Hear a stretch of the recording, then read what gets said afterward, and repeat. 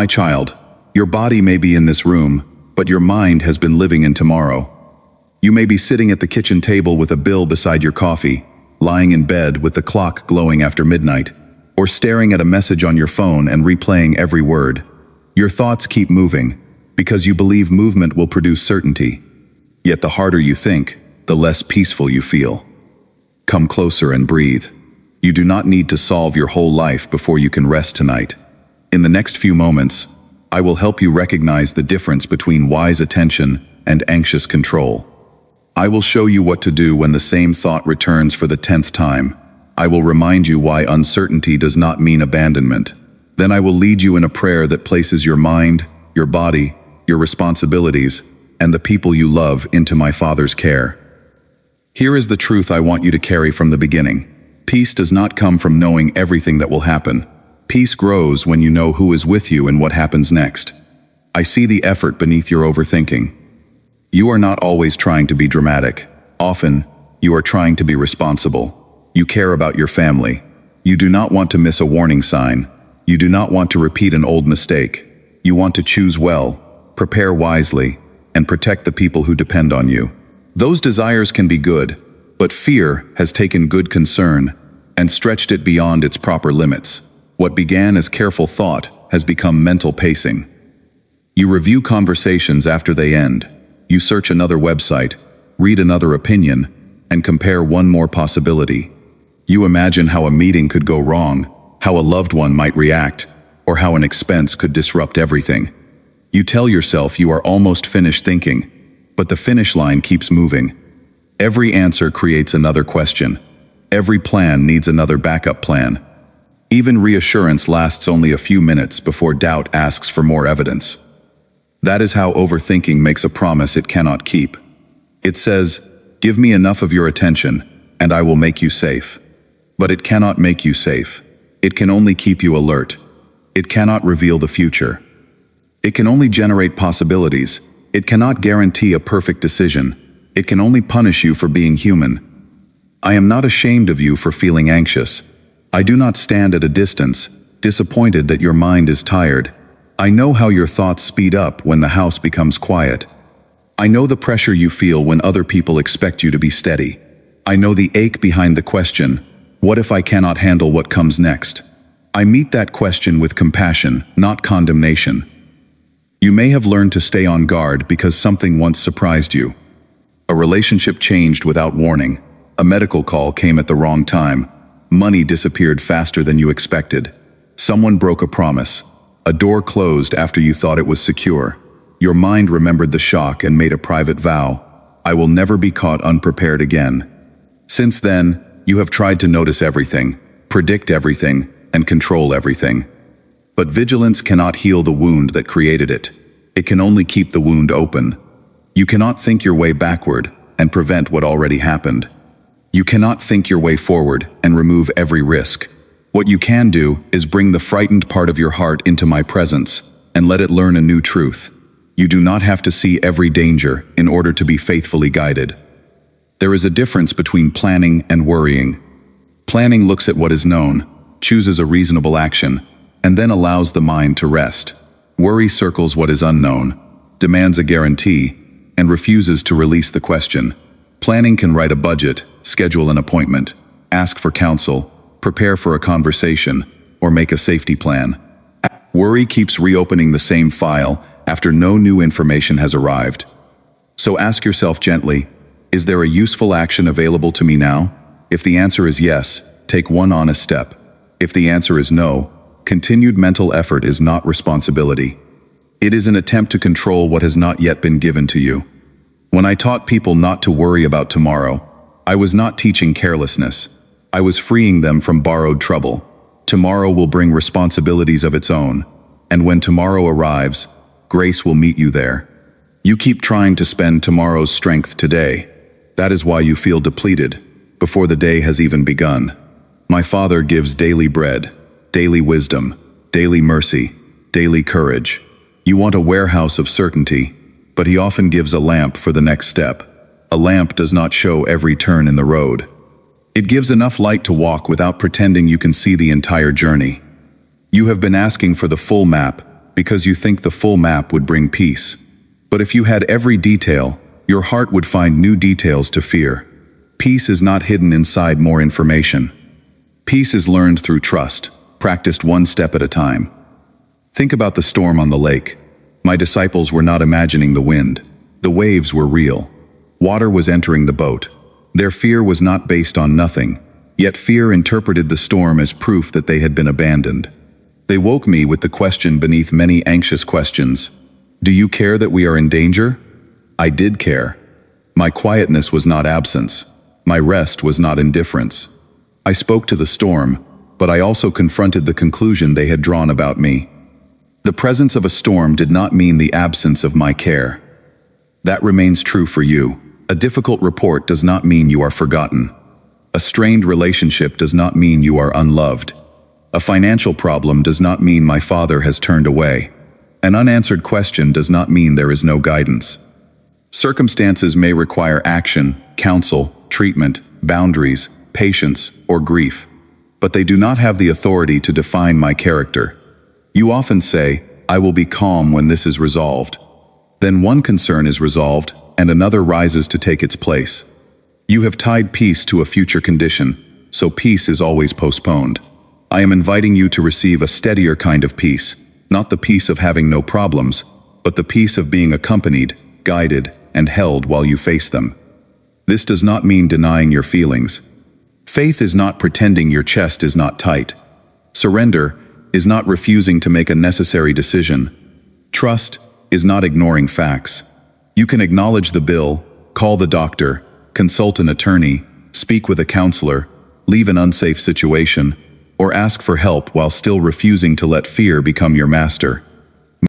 Bring me what is real, not what you think a faithful person should feel. Say, I am scared. Say, I do not know what to do. Say, I am angry that this is happening. Honesty is not unbelief. Honest prayer is an open door. You do not need polished words to come near me. Now notice what happens in your body when your mind runs ahead. Your jaw tightens. Your breathing becomes shallow. Your shoulders rise. Your stomach knots. You may feel restless and exhausted at the same time. Your body is trying to protect you from a threat, even when the threat exists only as a possibility. Do not scold your body. Help it return to the present. Put both feet on the floor if you can. Let your hands rest. Take a slow breath without forcing it. Look around and name what is true in this moment. The chair is supporting you. The room is here. You are breathing. This moment is not the entire future. You are allowed to meet one moment at a time. Say quietly, I am here. God is with me here. I do not have to travel into every possible tomorrow. That sentence will not erase every feeling, but it can interrupt the spiral. The goal is not to win an argument with every anxious thought. The goal is to stop treating every thought as an instruction. A thought can arrive without becoming your leader. What if I fail is a thought. What if they leave is a thought. What if the worst happens is a thought. You can notice it, name it, and bring it to me without building a courtroom around it. Some thoughts need a practical answer. Others need a boundary. When the same question returns after you have taken every reasonable step, say, I have already answered this as wisely as I can today. I will revisit it when new information is available. Then return your attention to the life in front of you. This is not avoidance. It is stewardship of your mind. You are choosing when and how to engage a concern instead of allowing the concern to occupy every hour. You may need a simple place to put your worries. Keep a page near your bed. When a concern comes at night, write one sentence. Beside it, write either action tomorrow or release tonight. If action is needed, choose a time to address it. If no action is possible, let the page hold the words while your body rests. You do not have to conduct a life review at 2 in the morning. Night makes many problems look larger because you are tired and alone with fewer resources. A question that feels impossible in darkness may become manageable after sleep, food, prayer, and a conversation with someone wise. Let me take the night shift. This does not mean nothing difficult can happen. It means you do not have to remain mentally awake as though your thoughts are holding the world together. My Father neither slumbers nor sleeps. Your vigilance is not what keeps the sun from rising. There is another burden beneath your overthinking, the fear of making the wrong decision. You imagine one imperfect choice could destroy the future. So you compare every option until you no longer trust yourself. You ask 5 people, then fear you ask the wrong 5. You wait for perfect clarity, but perfect clarity rarely comes. Listen carefully. Wisdom matters, but perfection is not the price of my love. You are a person, not a machine. You will make decisions with limited knowledge. Sometimes you will choose well and still face difficulty. Sometimes you will make a mistake and need to repair it. My grace is not so fragile that one human misstep places you beyond redemption. When a decision is before you, begin with what is clear. Is it truthful? Is it loving? Is it safe? Does it honor your responsibilities? Have you sought appropriate counsel? Are you acting from steady conviction or urgent panic? Then choose the most faithful step you can see. You do not need to feel zero anxiety before moving forward. Courage often walks while uncertainty is still present. After you decide, do not put the choice on trial every hour. Review it when there is new evidence, not merely because fear has returned. You may say, I made this decision prayerfully with the information I had. I remain teachable, but I will not punish myself with endless reconsideration. Your worth is not measured by flawless outcomes. You are not more lovable when the plan works, and less lovable when it does not. You are mine, in success, delay, correction, and disappointment. My love is not a performance review. Much of your worry is carried for people you love. You watch a child make choices you cannot control. You notice distance in a marriage. You worry about an aging parent, a friend in crisis, or a family member who will not accept help. Love makes you attentive, but fear tells you that if you think long enough, you can manage another person's life. You cannot worry someone into wisdom. You cannot rehearse every danger until another person becomes safe. You cannot control a heart that belongs to someone else. You can listen, speak truth, set boundaries, offer practical support, pray, and seek help when safety is at risk. But you are not the savior of the people you love. I am. This truth may feel painful, because releasing control can feel like abandoning them. It is not abandonment. It is placing responsibility in its proper hands. Love acts where it can act, and releases what it cannot command. Name one person you have been carrying in your mind. Do not solve their whole story. Simply say, Jesus, show me what love requires from me, and what fear is trying to make me control.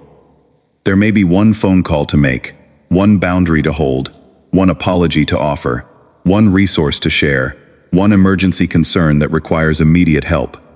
Or there may be nothing to do tonight except pray and rest. Let wisdom be specific. Fear is usually vague and endless.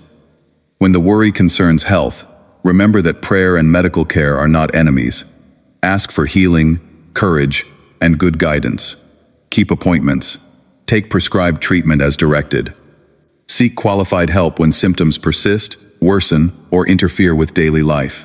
If panic, depression, thoughts of self-harm, or any immediate danger is present, reach out now to emergency services, a qualified professional, and a trusted person who can stay with you. You are not failing spiritually by needing care. When the worry concerns money, do not shame yourself for feeling pressure. Numbers are real, and uncertainty can be exhausting. But panic cannot build a stable plan. Gather the facts, list what is due, identify what is essential, contact creditors or a qualified financial counselor when needed. Ask for help before the situation becomes more isolating. Take one honest action, then refuse to spend the entire day forecasting disasters.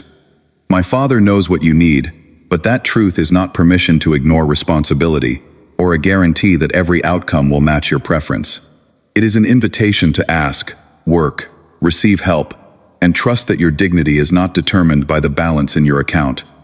When the worry concerns a legal, employment, immigration, or custody matter, seek qualified counsel. Spiritual encouragement is not a substitute for professional advice. You can pray for wisdom and fairness, while also documenting facts, meeting deadlines, and following guidance. Faith does not require you to guess where expertise is available.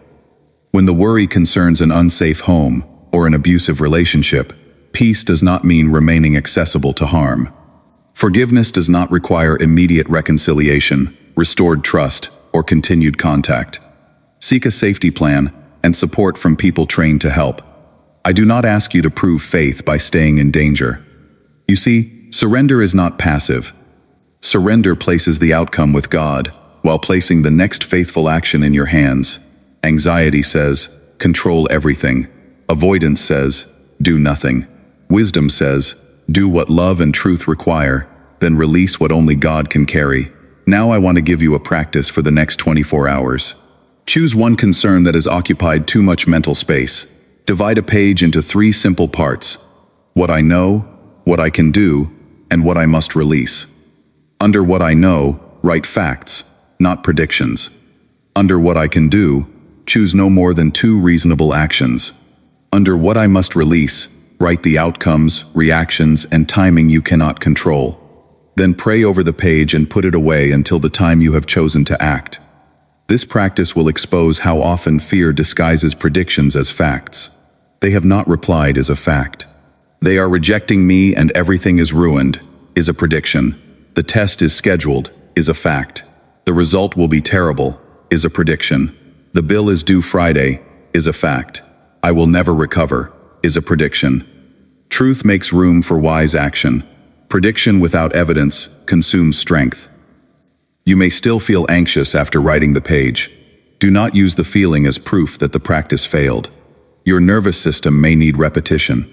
Peace is often learned through many small returns. Each time you notice the spiral and come back, you are forming a new habit of trust. Return without anger. Say, my mind wandered into tomorrow again. I am bringing it back. You would not scream at a frightened child for needing reassurance. Do not treat your own heart with cruelty. Let my gentleness teach you how to be gentle with yourself. Some of you have turned prayer into another form of overthinking. You repeat the same request because you fear the first prayer did not count. You search for the perfect words, the perfect level of faith, or the perfect emotional intensity. You imagine that if you stop praying for one moment, the situation will fall apart. Prayer is not a mechanism for controlling God, it is relationship. You can ask persistently without speaking from panic. You can return to a burden without rehearsing every catastrophic possibility. Sometimes the most faithful prayer is only, Father, you know, give me wisdom for today. I taught my followers to pray for daily bread, forgiveness, guidance, and deliverance. The prayer was grounded in relationship, Our Father. Before the request was the reminder that they were not orphans speaking into an empty sky. You are not an orphan in your uncertainty. You are not sending words into silence and hoping someone notices. My Father knows your needs, and I intercede for you. The Holy Spirit helps in weakness when words are difficult. Your prayer does not need to be impressive to be heard. There is also a kind of mental discipline that belongs with prayer. The Apostle Paul taught believers to bring requests to God with thanksgiving, and then to direct their minds toward what is true, honorable, just, pure, lovely, and worthy of praise. Notice the movement, bring the concern, receive guarding peace, then choose what you will continue to dwell on. You cannot always stop a thought from arriving, but you can decide whether to furnish it a room. You can ask, is this thought true? Is it complete? Is it useful now? Does it lead toward love, wisdom, and faithful action, or toward panic and paralysis? A true thought can still be unhelpful at the wrong time. A problem may be real, but midnight may not be the hour to solve it. A conversation may need attention, but replaying it during dinner steals presence from the people at the table. Wisdom includes timing. Create small boundaries around information. Do not search symptoms for hours when a medical appointment is available. Do not reread a painful message 20 times. Do not ask so many people for opinions that you lose the ability to hear your own conscience. Choose trustworthy sources. Set a reasonable time limit, and stop when the search no longer produces new value. Your attention is precious. Whatever receives repeated attention grows in emotional weight. This is why gratitude is not denial. Gratitude helps your mind notice that fear is not the only truth in the room. Look for 3 ordinary mercies today: warm water, a friend who answered, food on the table, a quiet minute in the car, a tree outside the window. the ability to take the next breath. These things do not cancel pain. They remind you that pain has not occupied every inch of your life. You have been waiting for a dramatic feeling of peace, but peace often enters quietly. It may feel like unclenching your hands, turning off the phone, asking for help, choosing not to send a message while upset, going to bed before every question is answered, returning to the task in front of you. Do not despise these small acts. They are how trust becomes embodied. Remember how I invited weary people to come to me and learn from me, because I am gentle and humble in heart. I did not offer them a life without responsibility. I offered a different yoke, a way of carrying life in relationship with me. A yoke joins. It means you are not pulling alone. You have been trying to drag the future by yourself. No wonder your soul is tired. Let me teach you a slower pace, not laziness, not denial. A pace in which you listen before reacting, act before catastrophizing, and rest after doing what was yours to do. There will be days when the old pattern returns strongly. A single message may trigger hours of analysis. A delay may awaken every past disappointment. Do not declare yourself back at the beginning. Healing is not erased by a difficult day. Notice the trigger. Use the tools you have learned. Reach for support. Return to truth. You can say, "This feeling is intense, but intensity is not certainty. I am allowed to wait for facts. I am allowed to ask for help. I am allowed to take one step and pause." That is grounded faith. It does not claim that nothing painful will happen. It declares that pain, if it comes, will not remove you from my presence or cancel your dignity. Even if the outcome differs from what you hope, grace will not disappear. Even if a door closes, you can grieve and still be guided. Even if someone misunderstands you, their interpretation does not become your identity. Even if you must begin again, beginning again is not the end of your story. The anxious mind keeps asking, "What if?" I invite you to answer with a faithful, "Even then." Not because every event is good, but because no event can make my love false. Even then, I will seek wisdom. Even then, I will receive help. Even then, I will tell the truth. Even then, I will not abandon myself. Even then, I will take the next step with Jesus. This is different from promising a preferred outcome. Hope is not prediction. Hope is confidence that you will not face the unknown alone. Now bring to mind the heaviest stone in the backpack you have been carrying. Perhaps it is marked "my child's future," the medical result, the debt, the relationship, the decision, or what people think of me. Feel how often you reach for it, examine it, and put it back without changing anything. Imagine setting that stone at my feet. You are not pretending it is light. You are admitting it is too heavy to carry every hour. Say, "Jesus, this matters to me. Show me what belongs to today. Keep me from carrying what belongs to tomorrow." Now wait for the simplest, faithful answer. It may not be an explanation. It may be an action. Make the call. Drink water. Apologize. Gather the documents. Step outside. Turn off the screen. Contact the counselor. Ask a friend to sit with you. Or sleep. The next step is often less dramatic than fear expects. Fear wants a complete rescue plan. Wisdom gives a faithful movement. Now let us move from understanding into surrender. Not the surrender of giving up, but the surrender of laying down false responsibility. You are responsible for honesty, not for controlling every reaction. You are responsible for preparation, not for guaranteeing success. You are responsible for love, not for rescuing everyone. You are responsible for seeking care, not for commanding your body to heal on demand. You are responsible for the next faithful step, not for carrying the entire road. Let those distinctions settle in you. You have spent so much energy trying to become impossible to surprise, but safety does not come from becoming omniscient. You were never created to know everything. You were created to live in communion with God, to receive wisdom, to act with courage, and to remain loved when life is uncertain. Your limits are not moral failures. Needing rest is not failure. Needing time is not failure. Changing your mind after receiving new information is not failure. Saying, "I do not know," is not failure. Asking another person to help carry a burden is not failure. You are allowed to be human in my presence. I know you may have heard religious language used to shame anxiety. Perhaps someone told you that fear proves you do not trust God. But I do not reduce you to a symptom. I look at the whole person, your history, your body, your responsibilities, your losses, your love, and your longing for safety. I call you toward trust with patience. Trust can begin very small. It can sound like, Jesus, I am still afraid, but I will not face this moment without you. That prayer is enough to begin. Let me restore your identity beneath the noise. You are not the anxious one. You are not the family problem solver whose value depends on keeping everyone stable. You are not the mistake you replay. You are not the diagnosis, the debt, the delay, or the unanswered message. You are a person made in the image of God, worthy of care, truth, dignity, and love. You are invited into grace before you perform well. You belong before you understand everything. You are held while you learn. Your mind is not your enemy. It is tired and trying too hard to protect you. Treat it as something to shepherd, not something to hate. When it runs, guide it back. When it predicts, ask for facts. When it condemns, answer with grace. When it becomes overwhelmed, reduce the task. When it cannot settle, seek support. This is how you stop fighting yourself and begin caring for the life my Father has entrusted to you. Now I will lead you in prayer.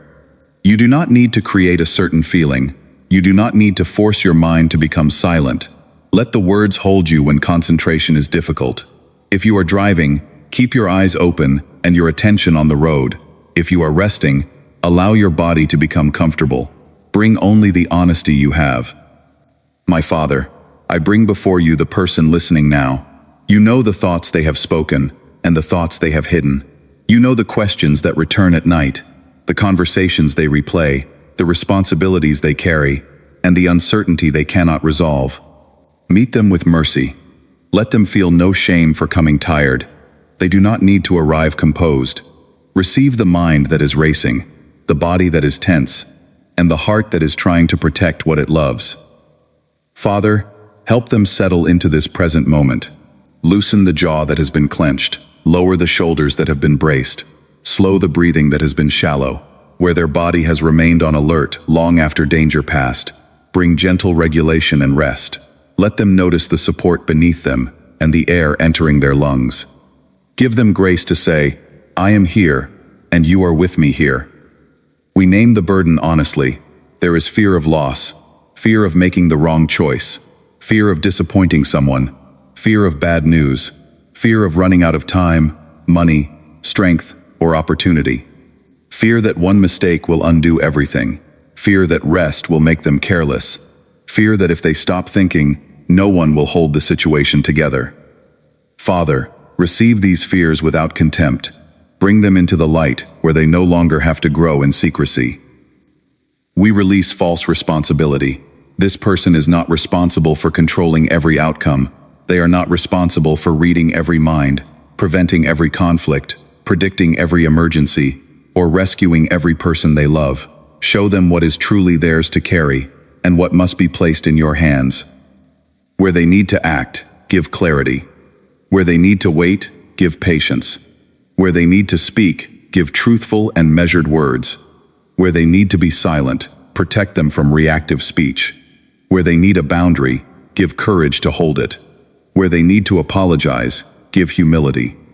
Where they need professional help, remove shame, and open a path toward wise support. Father, guard them from confusing panic with guidance.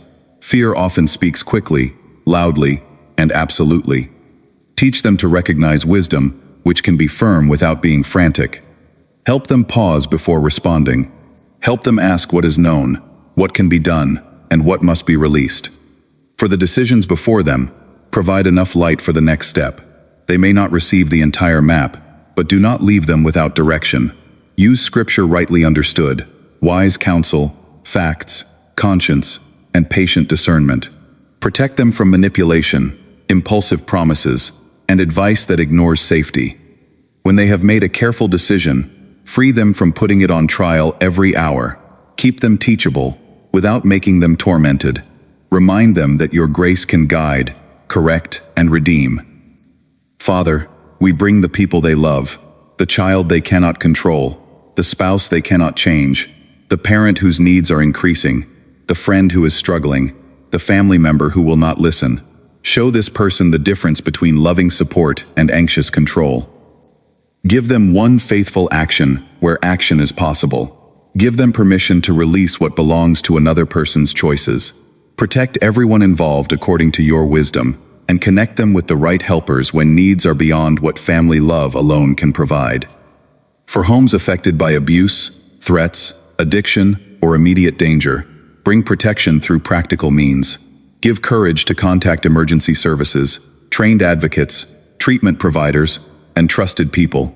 Do not let spiritual language be used to keep anyone trapped in harm. Lead them towards safety, truth, and sustained support. For those carrying health concerns, give steadiness for the next appointment, the next question, and the next decision. Bless doctors, nurses, therapists, pharmacists, caregivers, and all who offer competent care. Help the listener describe symptoms clearly and follow sound medical guidance. Where fear has driven endless searching, replace it with trustworthy information and appropriate evaluation. For those living with panic, depression, trauma, obsessive thoughts, or sleeplessness, provide compassionate professional care and supportive relationships. If there is any thought of self-harm, overdose, or immediate danger, move them to reach out now and let someone remain with them. Preserve life, break isolation. Remind them that needing urgent help is not spiritual defeat. For those worried about money, bring courage to face the facts without shame. Help them list what is due, protect what is essential, ask for assistance, and seek qualified guidance. Give wisdom about spending, work, debt, and honest communication.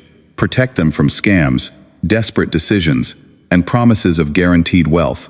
Let their worth remain rooted in your love, not in financial status. For those facing legal, immigration, employment, or custody concerns, lead them to qualified counsel. Help them meet deadlines, preserve documents, tell the truth, and follow sound advice. Give peace without false certainty. Let hope remain honest, even while outcomes are unknown. Father, heal the deeper wound beneath hypervigilance.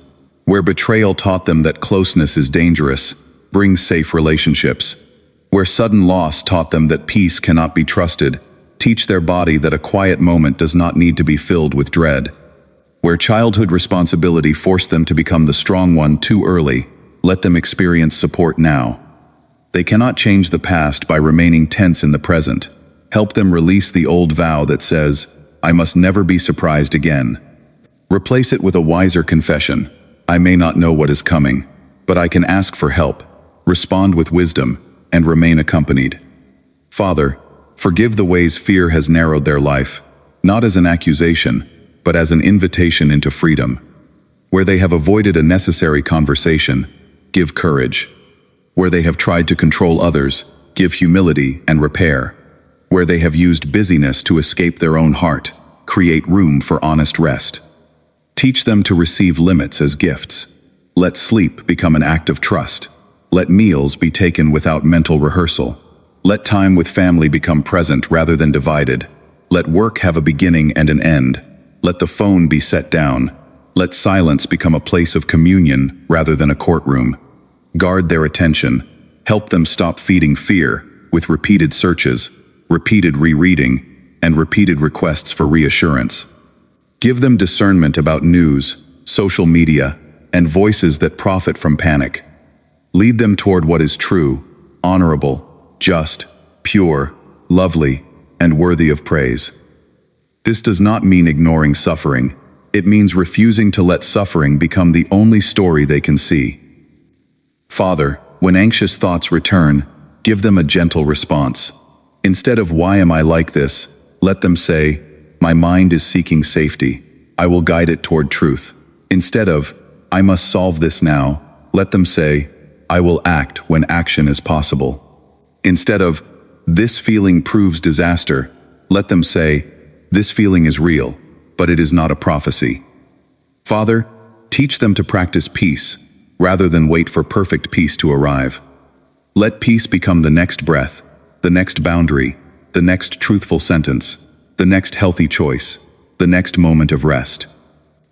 Where they expect an instant transformation, give patience with the process. A familiar thought may return, but it does not have to regain authority. A difficult night may come, but it does not erase growth. A wave of fear may rise, but they can ride it with support rather than obey it. Bless the practical page they will make, what I know, what I can do, and what I must release. Give them discipline to write facts instead of predictions. Give them courage to take no more than the next 2 actions. Give them trust to put the page away afterward. When tomorrow comes, meet them with tomorrow's mercy. If new information arrives, give new wisdom. If no new information arrives, protect them from reopening the question, only because anxiety demands another review. Restore dignity. They are not weak because anxiety has been loud. They are not less faithful because they need tools and support. They are not behind because healing takes time. They are not disqualified by an imperfect decision. Let them know themselves as your beloved creation, and as a person I have welcomed with compassion.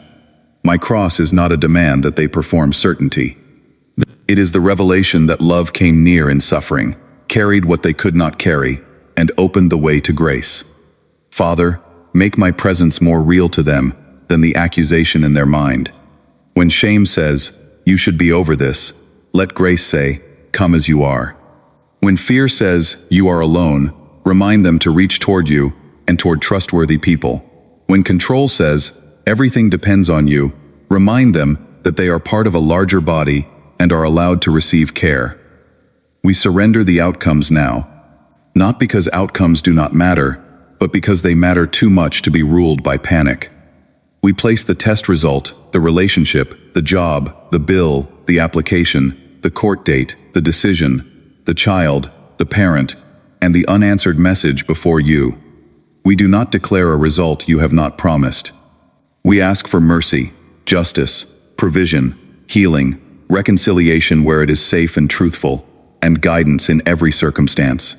We also ask for courage to face reality, whatever it is, without losing hope or abandoning wise action. Hold what the listener cannot hold tonight. Let them release the need to know how every chapter ends. Give them enough grace for this page, enough light for this step, enough strength for this conversation, enough humility to ask for help, enough peace to sleep before everything is settled. Now bring quiet to the places that can become quiet. Where the mind continues to move, place a boundary around the movement. Let the thoughts pass without becoming commands. Let the body learn that it can be alert when needed and at rest when the moment is safe. For the one listening late at night, bless the room with calm. Help them dim the screen, set down the problem, and allow sleep to come without forcing it. If sleep is difficult, keep them from turning wakefulness into self-accusation. Lead them toward appropriate care for persistent insomnia. For the one beginning a workday, give focus for the task in front of them.